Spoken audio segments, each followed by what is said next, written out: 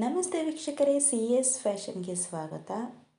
ರುಚಿಯಾದ ಬೀಟ್ರೂಟ್ ಸಾಗು ತುಂಬ ಅಂದರೆ ತುಂಬ ರುಚಿಯಾಗಿರುತ್ತೆ. ಅನ್ನಕ್ಕೆ, ಚಪಾತಿಗೆ, ದೋಸೆ, ಇಡ್ಲಿಗಂತೂ ಮಾಡಿಸ್ದಂಗಿರುತ್ತೆ. ಮಾಡುವ ವಿಧಾನ ನೋಡೋಣ.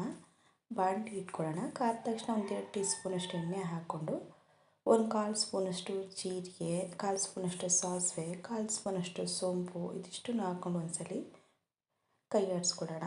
1 ಕಪ್ಪಷ್ಟು ಸಣ್ಣದಾಗಿ ಹೆಚ್ಚಿರುವಂಥ ಈರುಳ್ಳಿ ಹಾಕ್ಕೊಂಡು ಸ್ವಲ್ಪ ಕರಿಬೇವಿನ ಸೊಪ್ಪು ಹಾಕ್ಕೊಂಡು ಚೆನ್ನಾಗಿ ಬ್ರೌನ್ ಕಲರ್ ಬರೋ ತನಕ ನಾವು ಫ್ರೈ ಮಾಡ್ಕೋಬೇಕು ನೀಟಾಗಿ. ಸ್ವಲ್ಪ ಕಲರ್ ಚೇಂಜ್ ಆಗೋ ತನಕ ನೀಟಾಗಿ ಫ್ರೈ ಮಾಡ್ಕೊಳ್ಳೋಣ.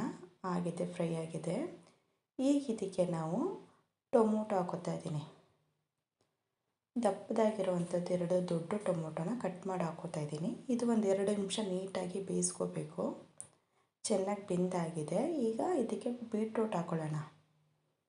ಬೀಟ್ರೂಟ್ ಹಾಕ್ಕೊಂಡು ಒಂದ್ಸಲ ನೀಟಾಗಿ ತಿರುಗಿಸ್ಕೊಳ್ಳೋಣ. ಚೆನ್ನಾಗಿ ತಿರುಗಿಸ್ಕೋಬೇಕು ನೀಟಾಗಿ. ಈಗ ಇದಕ್ಕೆ ಬೇಯೋಕ್ಕೆ ಒಂದು ಸ್ವಲ್ಪ ನೀರು ಹಾಕ್ಕೊಳ್ಳೋಣ. ಬೀಟ್ರೂಟ್ ಮುಳುಗುವಷ್ಟು ನೀರು ಹಾಕ್ಕೊಂಡ್ರೆ ಸಾಕು. ಇದೊಂದು 5 ನಿಮಿಷ ಬೇಯಕ್ಕೆ ಬಿಡೋಣ.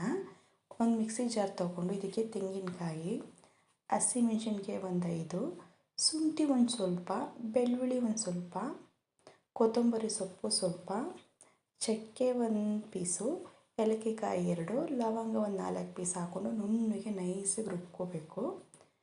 ರೆಡಿ ಬೀಟ್ರೂಟ್ ಎಲ್ಲ ಬೆಂದಿದೆ. ಈಗ ಇದಕ್ಕೆ ಮಸಾಲೆ ಹಾಕ್ಕೊಳ್ಳೋಣ ನೀಟಾಗಿ. ರುಚಿಗೆ ತಕ್ಕಷ್ಟು ಉಪ್ಪು ಹಾಕ್ಕೊಂಡು ಸ್ವಲ್ಪ ನೀರು ಹಾಕ್ಕೊಳ್ಳೋಣ. ನೀರು ಹಾಕ್ಕೊಂಡು ಚೆನ್ನಾಗಿ ಒಂದ್ಸಲಿ ಮಿಕ್ಸ್ ಮಾಡ್ಕೊಳ್ಳೋಣ ನೀಟಾಗಿ ಮಿಕ್ಸ್ ಮಾಡಿ ಒಂದು 10 ನಿಮಿಷ ಬೇಯಿಸ್ಕೊಂಡ್ರೆ ಸಾಕಾಗತ್ತೆ. ಈಗ ಇದಕ್ಕೆ ಕೊತ್ತಂಬರಿ ಸೊಪ್ಪು ಹಾಕ್ಕೊಳ್ಳೋಣ. ಹಾಕ್ಕೊಂಡು ಒಂದು ಸ್ವಲ್ಪ ನೀಟಾಗಿ ತಿರುಗಿಸ್ಕೊಳ್ಳೋಣ. ನೋಡಿ, ಎಲ್ಲ ಸುಂಡಿದೆ, ನೀರೆಲ್ಲ ಕರೆಕ್ಟಾಗಿ ಆಗಿದೆ, ಬಂದಿದೆ. ರುಚಿಯಾದ ಬೀಟ್ರೂಟ್ ಸಾಗು ರೆಡಿಯಾಗಿದೆ. ಬಿಸಿ ಬಿಸಿ ರೊಟ್ಟಿ, ಚಪಾತಿ, ದೋಸೆ, ಇಡ್ಲಿ, ಪೂರಿ ಅಂತೂ ಮಾಡಿಸ್ದಂಗಿದೆ. ಬೇಕಿದ್ರೆ ಇದನ್ನು ಅನ್ನಕ್ಕೆ ಹಾಕ್ಕೊಂಡು ತಿನ್ಬೋದು, ಅಷ್ಟು ರುಚಿಯಾಗಿದೆ. ಈ ರೆಸಿಪಿ ಇಷ್ಟ ಆದಲ್ಲಿ ನಮ್ಮ ಚಾನಲ್ಗೊಂದು ಲೈಕ್ ಕೊಡಿ, ಶೇರ್ ಕೂಡ ಮಾಡಿ, ಬೆಲ್ ಐಕಾನ್ ಕೂಡ ಪ್ರೆಸ್ ಮಾಡಿ, ನಮ್ಮ ಚಾನಲ್ ಸಬ್ಸ್ಕ್ರೈಬ್ ಕೂಡ ಆಗಿ. Thank you for watching.